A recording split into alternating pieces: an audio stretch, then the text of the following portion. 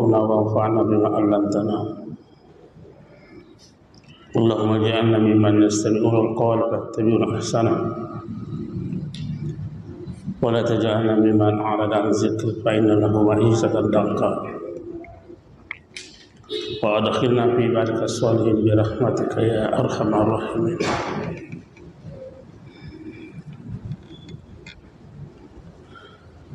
Jamaah maghrib yang dimuliakan Allah Subhanahu wa taala. Alhamdulillah kita tak putus-putusnya memuji bersyukur kepada Allah Subhanahu wa taala atas segala nikmat yang Allah anugerahkan kepada kita. Begitu pula kita senantiasa berupaya meningkatkan intensitas salawat kita kepada Rasulullah Sallallahu Alaihi Wasallam. Kepadanya kita sungguh sangat mengharapkan syafaat. Insyaallah pada kesempatan petang hari ini kita akan melanjutkan pengajian kita dalam tafsir Al-Quran. Kita akan membaca masih di surah At-Tin. Kita sudah menyampaikan bahwa salah satu tujuan sumpah di dalam Al-Quran seperti yang kita lihat di dalam surah At-Tin ini menggunakan sumpah demi buah tin, demi buah zaitun, demi negeri. Sumpah itu umumnya adalah mengantar nalar kita untuk mengetahui sesuatu yang abstrak. Itulah sebabnya sehingga seluruh sumpah dalam Al-Quran, hampir semuanya, kalau tidak seluruhnya, selalu yang disumpahkan itu adalah sesuatu yang konkret. Karena itu yang gampang dicerna akal pikiran manusia. Sementara yang mau ditegaskan adalah sesuatu yang abstrak. Artinya kalau demikian kita dituntun oleh Allah bagaimana memanfaatkan nalar kita untuk bisa sampai kepada yang diinginkan oleh Allah di dalam ayat-ayatnya. Dalam ilmu tafsir itu ada yang dikatakan al-muqsam bih, ada yang dinamakan juga al-muqsam alaihi. Al-muqsam bih itu adalah yang disumpahkan. Al-muqsam alaihi yang menjadi jawaban dari sumpah itu. Seperti kita telah watin demi watin, wasaitu dan demi wasaitu. Konkret semua ini. Waturi sini dan demi bukit Tursinai. Konkret semua ini. Wahazal baladil amin, negeri Mekah yang aman ini, konkret semua ini. Itu namanya al-muqsam bih, yang disumpahkan dengannya. Perlu dicari di mana letak jawabannya, dan itulah yang mau diperkenalkan. Jawabannya itu adalah laqad khalaqnal insana fi ahsani taqwim. Nah, kalau kita menemukan jawaban sumpah itu, maka kita berupaya apa hubungannya antara yang disumpahkan dengan jawaban sumpah. Apa hubungannya antara buah tin dengan laqad khalaqnal insana fi ahsani taqwim? Apa hubungannya buah zaitun dengan laqad khalaqnal insana fi ahsani taqwim? Apa hubungannya Bukit Tur Sinai dengan laqad khalaqnal insana fi ahsani taqwim? Apa hubungannya wa hadzal baladil amin dengan laqad khalaqnal insana fi ahsani taqwim? Itu yang mau diperkenalkan oleh Allah.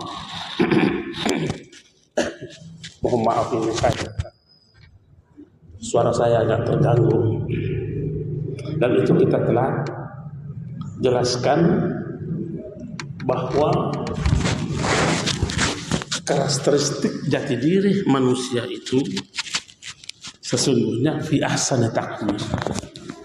Ya. Saya tidak ingin menerjemahkan dengan bentuk yang sempurna, tetapi penciptaan yang sempurna.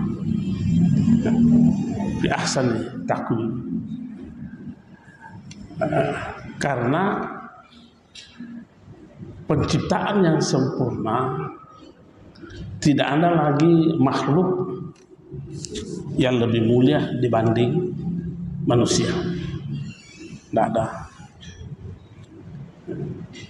Tentu kita bertanya-tanya, apa kelebihan yang dimiliki oleh manusia melebihi seluruh makhluk-makhluk yang ada?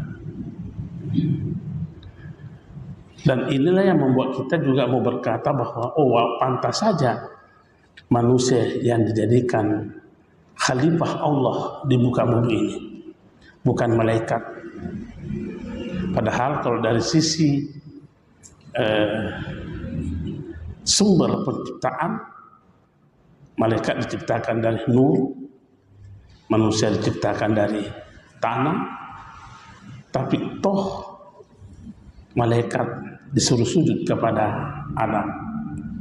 Ada kelebihan yang dimiliki oleh manusia dibanding dengan makhluk-makhluk yang lain. Semua potensi-potensi yang Allah anugerahkan kepada manusia ada diperuntukkan untuk berhadapan dengan realitas kehidupan di dunia ini. Ya. Nanti kita akan baca di surat Al-Balad, Allah berfirman, laqad khalaqnal insana fi kabad. Sungguh kami menciptakan manusia itu penuh dengan kesusahan. Dengan kesusahan. Kita berkata mau mengaitkan dengan ayat itu, sebesar apapun susah yang dihadapi oleh manusia, sebesar apapun susah yang dihadapi oleh manusia, pasti jauh lebih besar potensi atau energi atau kekuatan yang Allah berikan kepada manusia dibanding kesusahan itu. Pasti itu. Di mana logikanya? Kalau tidak begitu berarti memang Allah menciptakan kita untuk susah. Dan itu kan tidak mungkin. Tidak mungkin.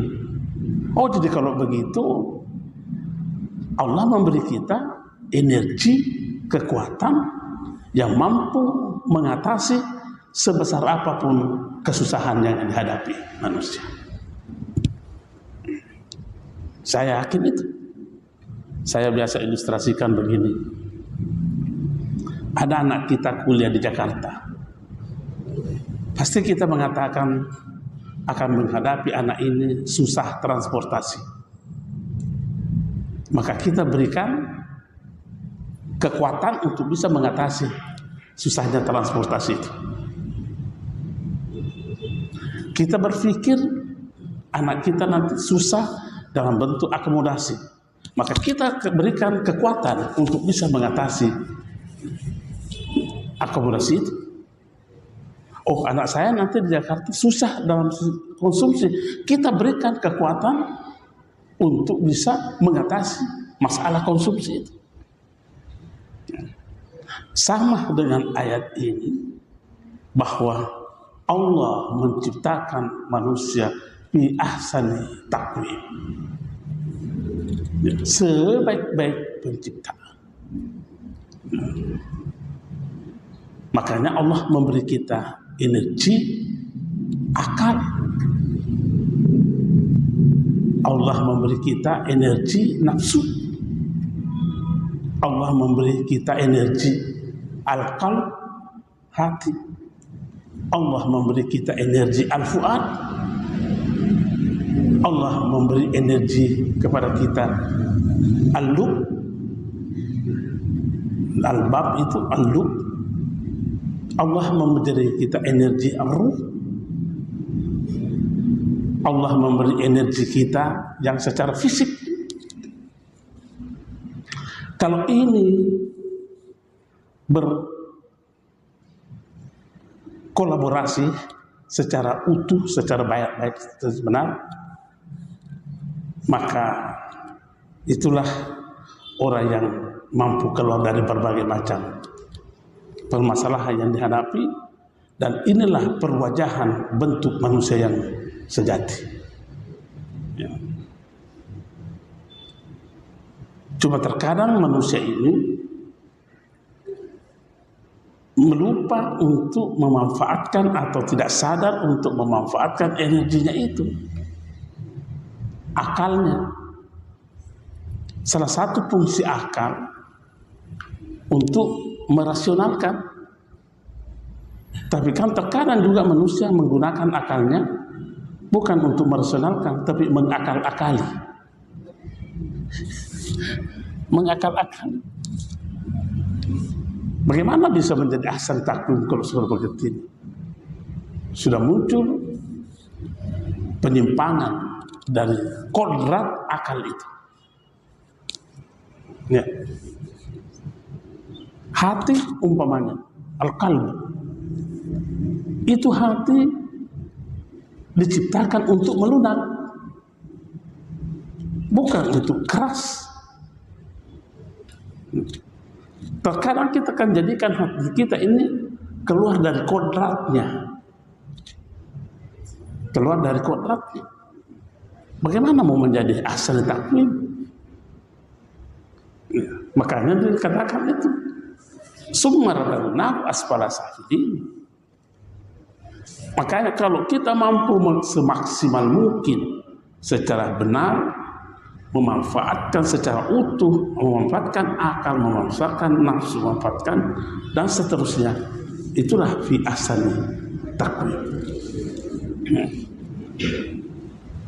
Nafsu, tugasnya apa nafsu itu? Berkeinginan. Berkeinginan. Nah, apakah keinginan kita ini mencerminkan ahsan taqwim atau tidak? Saya pernah merenung. Kapan ini keinginan ini bisa mengantar manusia menjadi ahsan taqwim dengan kapasitasnya? Tentu dengan kekuatan-kekuatan yang lain. Sementara nafsu itu ada yang namanya amarah, ada namanya lawam. Jangan-jangan ini nanti yang merusak kita ini. Saya sampaikan, kan pernah ada diskusi menyangkut masalah ini. Saya bilang ada pemikiran saya, karena di dalam salah satu kitab ada disebutkan mabadi'ul iradah, prinsip-prinsip dasar berkeinginan. Kapan berkeinginan ini baru bisa dikatakan benar? Namanya mabadi'ul iradah. Mabadi'ul iradah itu kalau dalam pandangan saya ini bisa dikoreksi, bisa ditolak karena pendapat pribadi. Yang pertama, prinsip berkeinginan yang benar itu adalah harus keinginan ini steril dari intervensi nafsu. harus steril dari intervensi nafsu.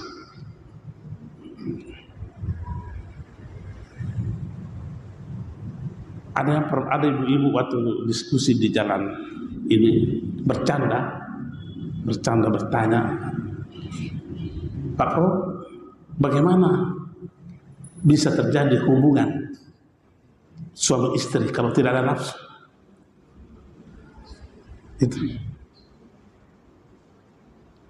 Jadi saya bilang, itulah sebabnya sehingga Rasulullah mengajarkan doa sebelum melakukan itu. Kenapa? Kita tidak mau diintervensi oleh nafsu amarah itu dalam melakukan sesuatu.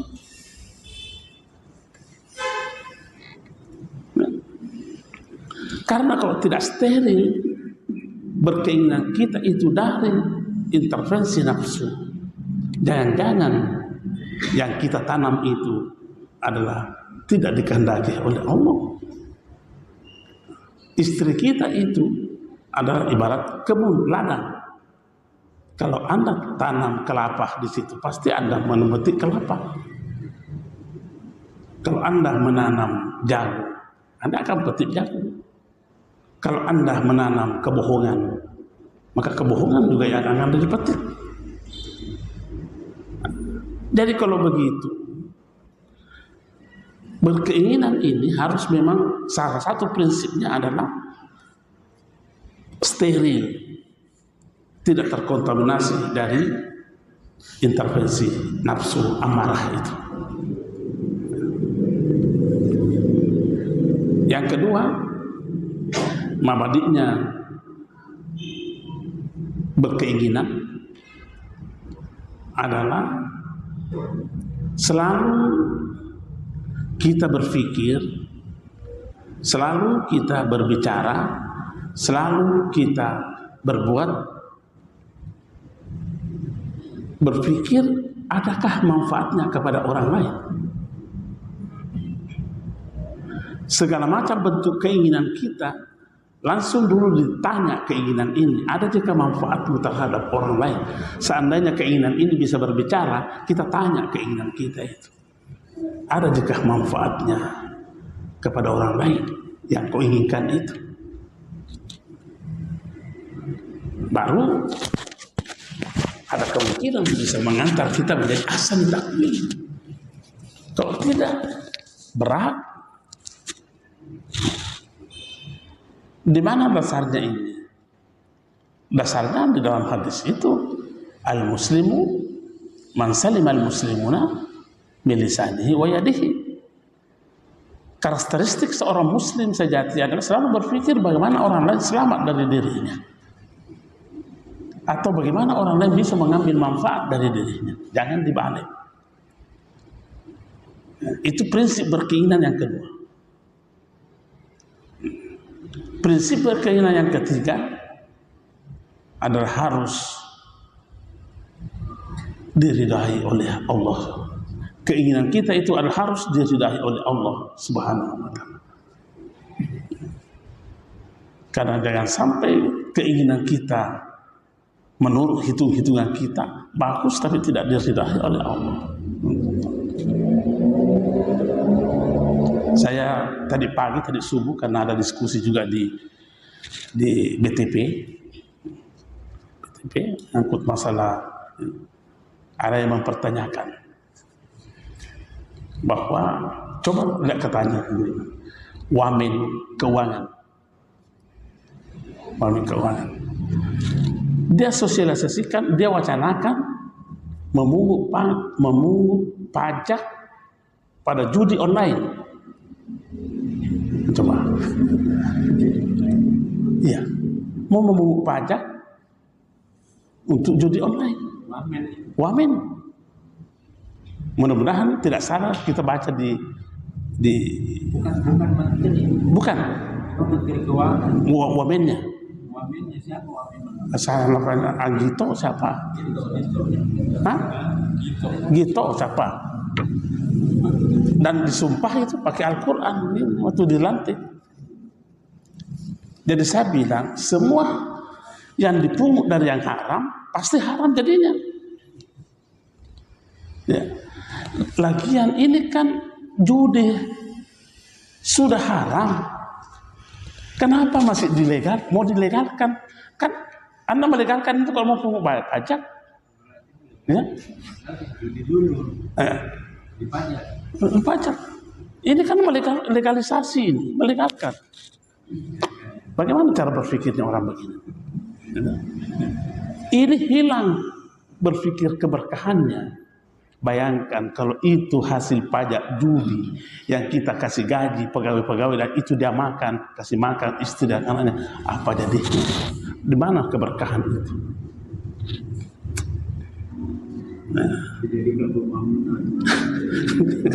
Nah, ini hanya contoh bahwa betul-betul keinginan kita itu cepat-cepat akurkan dulu apakah diridhai oleh Allah atau tidak.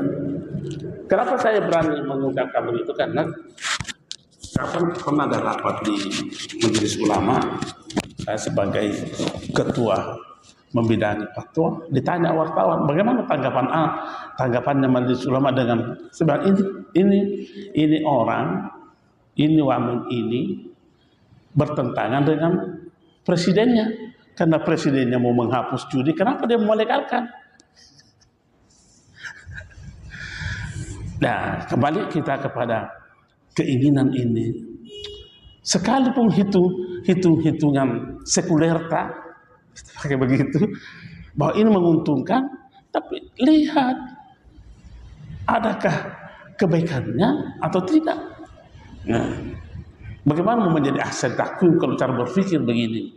Orang yang berpikir begini sudah terjadi proses sekularisasi dalam dirinya. Sudah terjadi proses sekularisasi dalam dirinya. Orang yang berpikir seperti itu. Ya. Makanya kita mau mengatakan bahwa prinsip berkeinginan harus terpenuhi ketiga-tiganya ini. Tapi saya selalu menjaga diri, ini bukan ayat, bukan hadis, itu hasil bacaan saya, tapi akhirnya bisa dibantah, bisa dikoreksi. Ya. Tapi kalau mau menjadi ahsan takwim, perbaiki akalmu, perbaiki berkeinginanmu, perbaiki hatimu. Hati kodratnya itu diciptakan untuk melunak, bukan untuk keras. Begitu juga fuad dan seterusnya. Oh berat, oh memang berat. Perjuangan. Ya. Baru bisa bermanfaat energi itu untuk mengalahkan seluruh permasalahannya, ancaman-ancaman yang kita hadapi. Apakah bukan ancaman besar itu kalau Allah mengatakan summa radadnahu asfala safilin? Ancaman berat itu Pak itu. Apa artinya summa radadnahu asfala safilin? Kemudian kami kembalikan manusia itu ke tempat yang paling hina. Apa bukan ancaman ini? Ancaman. Nah, siapa yang bisa selamat dari ancaman ini? Ya, yang mampu secara maksimal, secara utuh memanfaatkan seluruh energi-energi yang Allah berikan kepadanya. Sebesar samud berbagas, sebesar apapun ancaman yang dihadapi oleh manusia, sebesar apapun ancaman itu yang dihadapi manusia, pasti jauh lebih besar potensi yang Allah berikan kepada kita untuk mengatasi ancaman-ancaman itu. Itu logika berpikir kita itu. Ya, summa radadnahu asfala safilin. Jadi kalau tidak, itu tadi ilustrasinya. Kalau anak tadi ini yang kita kirim ke Jakarta kuliah tidak manfaatkan apa yang kita berikan untuk mengatasi kesusahannya, maka dia akan susah. Cepat atau lambat dia akan susah. Maka itulah ilustrasinya asfala safilin. Nah, baru dipertegaslah oleh Allah, kalau mau selamat dari cara hidup dalam kehidupan yang sengsara terhina, maka aktualisasikan iman. Illal ladzina amanu. Illal ladzina amanu. Makanya ini pengetahuan bahasa, bukan kata benda yang dipakai illal mu'minin, tapi yang dipakai adalah illal ladzina amanu, kecuali orang-orang yang mau mengaktualisasikan imannya. Iman kita yang kita paham itu yang pertama adalah pengakuan. Semua orang bisa benar, saya juga beriman, tapi apa diaktualisasikan keimanannya atau tidak? Semua bisa berkata saya beriman, tapi belum tentu dia mampu mengaktualisasikan. Yang dibutuhkan sini adalah orang yang mengaktualisasikan. Dan itulah yang ditunjuk oleh kata kerja, bukan kata benda. Karena kalau dalam kaidah bahasa, kata benda itu menunjukkan kepada status, sementara kata kerja menunjuk kepada dinamika, action. Ialah mengaktualisasikan iman kita kepada Allah Subhanahu Wa Taala dan pada hari kemudian dan seterusnya. Makanya itu dikatakan di dalam Al-Quran, laisal bir al-wal wujuhakum qibla al-masyriqi wal maghrib. Bukan itu kebaikan yang menghadapkan muka ke timur dan ke barat, bukan.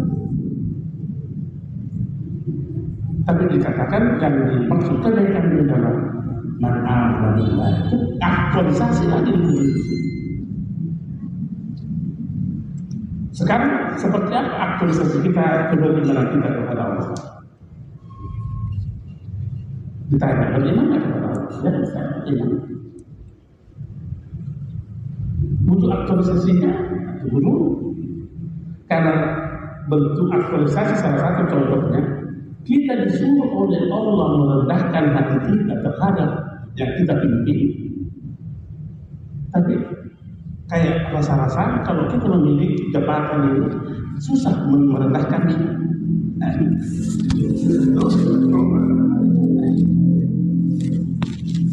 Aktualisasi iman kata Rasulullah, oh enggak. Ini baru contoh kecil ini. Kalau ditanya percaya tak kepada Allah, percaya. Jangan hanya percaya dengannya, tapi percaya kebenaran seluruh firman-firman-Nya.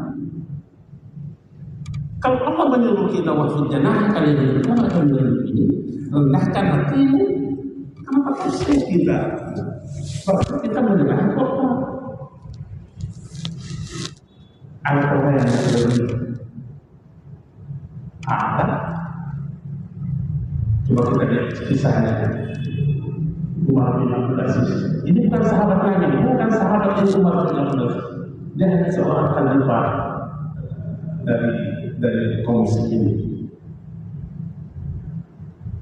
Itu Umar bin Abdul Aziz. Pernah satu waktu, satu malam, dia menulis pekerjaan pemerintahan. Tiba-tiba datang seorang tamu.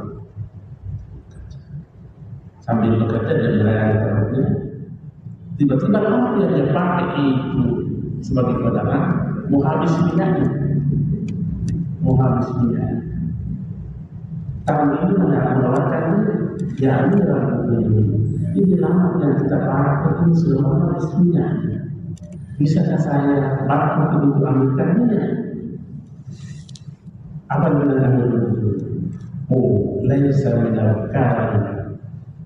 Bukanlah sesuatu yang mulia, bukanlah sesuatu perbuatan mulia. Yang punya kamu mempekerjakan kamu. Maksud dalam tidak boleh, tidak baik. Pacaran bangsa, Pak Rinjani, boleh kalian datang ke aku? Presiden ini. Oh bukan sesuatu yang mulia. Yang punya kamu, suruh kamu bekerja. Berarti melewatkan dia dan Allah. Karena ini yang saya tahu.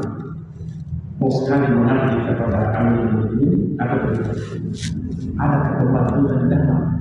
Nanti saya kasih tahu bahwa kami ini juga harus ada juga ada umur yang maksudnya karena itu baru itu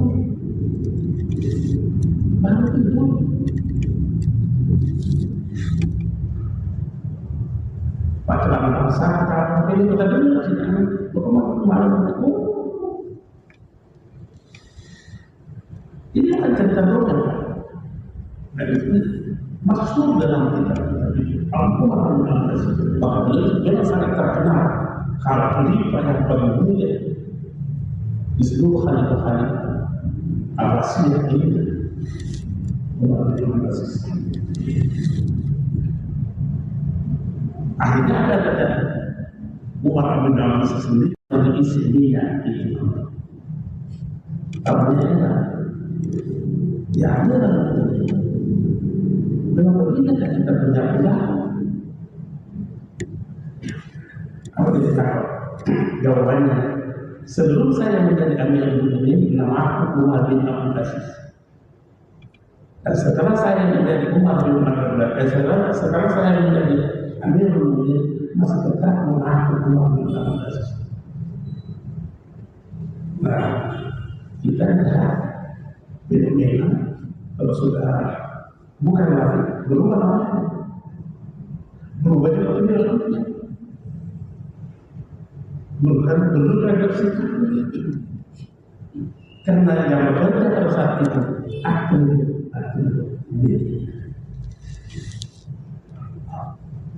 bagaimana menjadi mengaktualisasikan iman seperti ini. Nah kalau di situ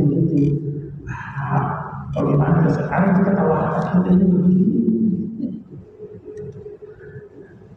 Ini lazina yang mampu mengaktualisasikan. Itu tadi yang kita katakan. Jangan hanya satu sisi kita mempercayai hanya Allah, aktualisasikan keberiman. Cara surah itu tadi. Bahwa jangan kembali menetara dan ini rendahkan hatimu terhadap orang yang terhenti. Tapi tolong begitu kan paham. Sesudah itu wanita ini saja amal perlu diaktualisasikan sudah apa? Tapi masih ditambah wa'alus syahada. Wa'alus syahada itu cara berpikirnya selalu berpikir kemaslahatan. Apapun yang dipikirkan, apapun yang dilakukan, apapun yang dibicarakan, selalu berpikir ada manfaatnya terhadap orang lain. Sehingga itu ada dalam kaidah usul. Kaidah usul mengatakan jangan pernah yang memiliki sesuatu seenaknya melakukan apa yang ia miliki. Dan sekalipun kita pemilik terhadap sesuatu, kita masih diikat oleh kaidah-kaidah untuk tidak berperilaku sewenang-wenang terhadap yang kita miliki. Dan jangan yang kita berperilaku tidak ada manfaatnya terhadap orang lain.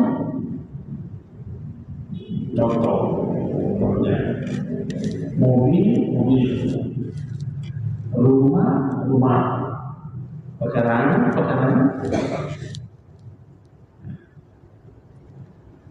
Dan berkata bahwa mobil betul di depan rumah itu kita memparkir sembarang. Pikir dan apakah tidak menghalangi cara parkir itu kepada orang lain?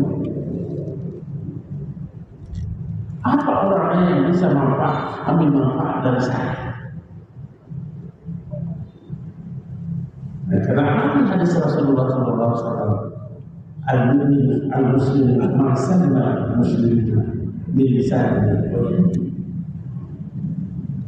Ini kaidah kehidupan kita. Kaidah kehidupan. ilmuwan kita berkata manusia itu adalah makhluk sosial. Dan kita sepakat semua ilmuwan ini bahwa manusia adalah makhluk sosial. Tapi pertanyaannya,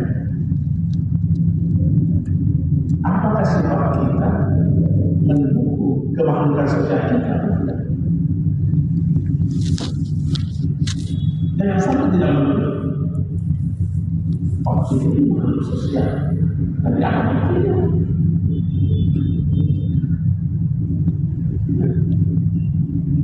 Dan karena kita tidak manusia sendiri, jadi kita sebagai makhluk sosial karena tidak mampu memberikan amal soleh. Alladzina amanu wa amilus soleh. Apa ibaratnya makhluk ini? Walau ajrun ghairu. Itulah orang yang akan mendapatkan ganjaran dan keberlimpahan atau sesimannya dan amal soleh. Apa itu ajrun? Kalau ajrun ghairu, dia akan mendapat ajrun imbalan melebihi atau tidak bisa dihitung sampai banyak atau tidak mampu.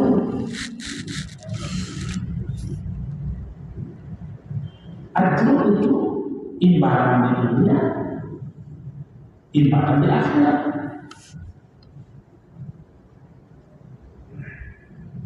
Imbalan di dunia dan imbalan di akhirat. Kalau Allah memberi imbalan, sudah pasti, bukan insya sudah pasti jauh lebih besar imbalan dibanding pekerjaan manusia. Kalau Allah memberi imbalan, tidak pernah Allah memberi imbalan lebih kecil dibanding perbuatan manusia. Tidak sama dengan kita ini. Terkadang si psikologi itu bekerja, kita kasih dia sebagai kita. Di mana kepekaan sosial kita? Di mana manusia sosialnya ini? Akhirnya tinggal manusia sosial. Coba lihat Allah selalu lebih besar pemberian dibanding pekerjaan. Rasulullah mengatakan, "Rakaat al-fajr khairun min ad-dunya wa ma fiha." 2 rakaat salat subuh, sunat subuh lebih mudah dibanding dunia seperti ini. Coba kalau itu dibacakan berapa nilai? Nah, pekerjaan manusia apa? 2 rakaat sunnah. Allah Allah 2 kali, tidak sampai 10 menit, tapi toh manusia banyak yang mengabaikan. Di mana aktualisasi ini lagi?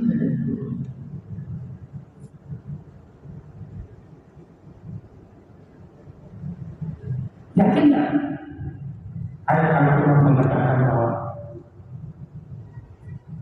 mengenal oleh kita berhajat di bidang dia katakan saya bersekolah mengatakan Allah bangunlah sholat sunnah tahajud, Allah akan mengangkat derajatmu. Ini tahu semua itu. Berapa kali kita lakukan dengan sholat tahajud?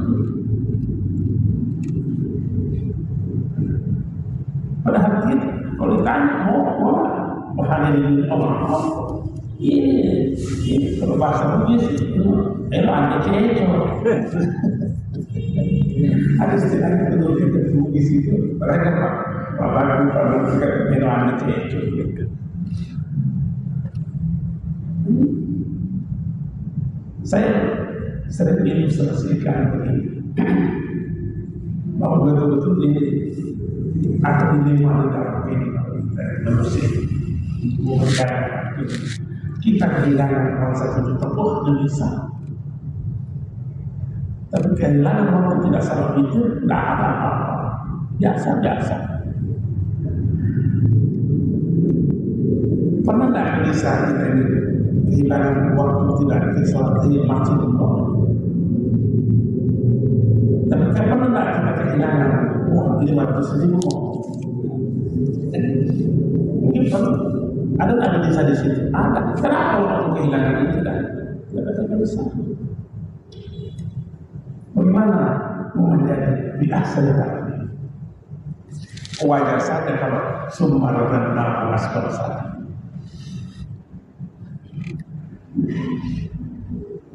Jadi kembali lagi bahwa ajar ini adalah ajar. Janji Allah akan memberikan imbalan. Kita percaya, ini masalahnya manusia. Lebih percaya janji-janji kehidupan dunia dibanding janji-janji Allah. Lebih takut miskin dibanding takut neraka.